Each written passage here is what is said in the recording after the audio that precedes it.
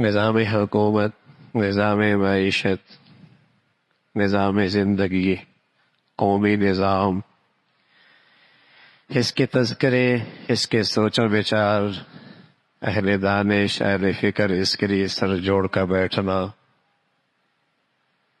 یہ دنیا کا آج معمول چلا آ رہا ہے۔ ایک اور نظام ہے، گھریلو نظام، خاندانی نظام۔ یہ محفوظ بھی ہو، مضبوط بھی ہو۔ گھر کا نظام، خاندان کا نظام مضبوط بھی ہو، محفوظ بھی ہو۔ سارا معاشی نظام کی بنیاد یہ ہے کہ کس فضا میں اس نسل کی پرورش ہوئی ہے۔ مشینیں خود نہیں چلا کرتی، پرزے خود نہیں ہلا کرتے، بازار خود بخود نہیں چلا کرتے۔ زندگی کی گاڑی چلانے کے لیے یہ دیکھا جاتا ہے کہ آنے والی نسل کس ماحول کی پیداوار ہے۔ گھر ساری سوسائٹی کی بنیاد ہے۔ گھریلو نظام، خاندانی نظام کسی قوم کی آئندہ تصویر کی نشاندہی کیا کرتا ہے کہ یہ قوم کیسی بنے گی آگے۔ گھر کا نظام، خاندانی نظام محفوظ ہو، مضبوط ہو، اس پر مضبوط معاشرہ کھڑا ہوا کرتا۔ یہ مضبوط سوسائٹی کی بنیاد ہے، یہ ایک اچھی نسل کی پیداوار کی بنیاد ہے۔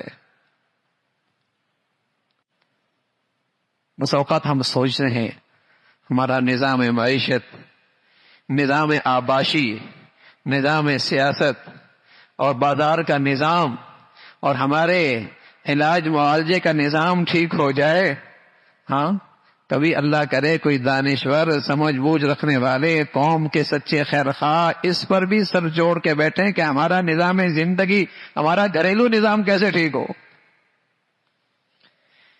کس مصیبت کی طرف جا رہا ہے۔ اگر آپ عدالتوں کا رخ کیجئے تو 100 میں سے 98 کیسز ہیں طلاق اور خلا کے۔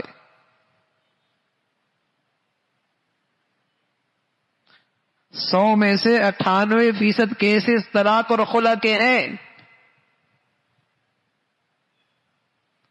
یہ رکھنا نہیں چاہتا، وہ رہنا نہیں چاہتی۔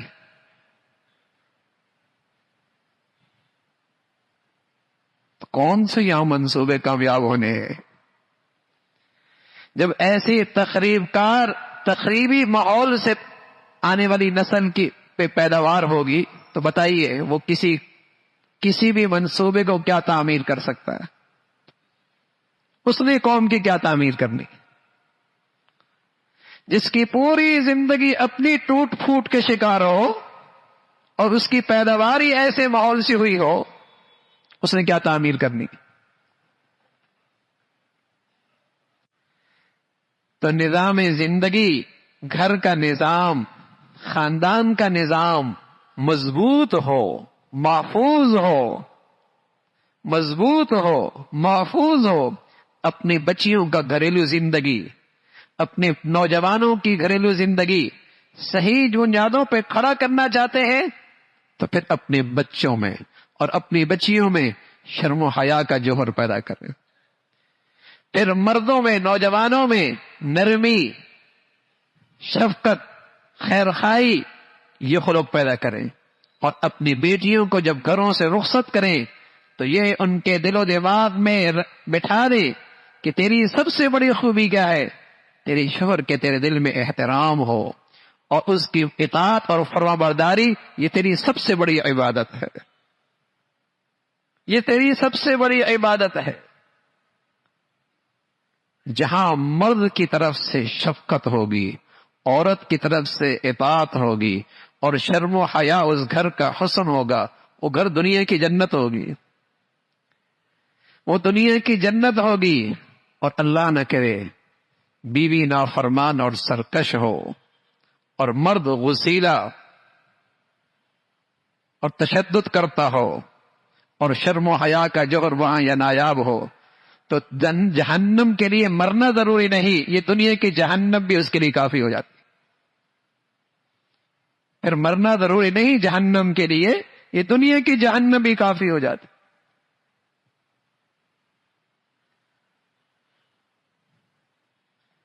گھریلو نظام ٹھیک ہو جائے، خاندانی نظام ٹھیک ہو جائے.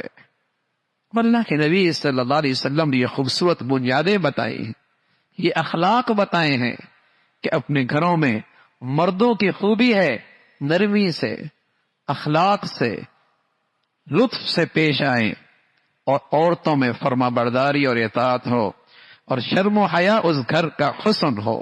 اللہ رب العزت ایسی مبارک زندگیاں نصیب فرما دے.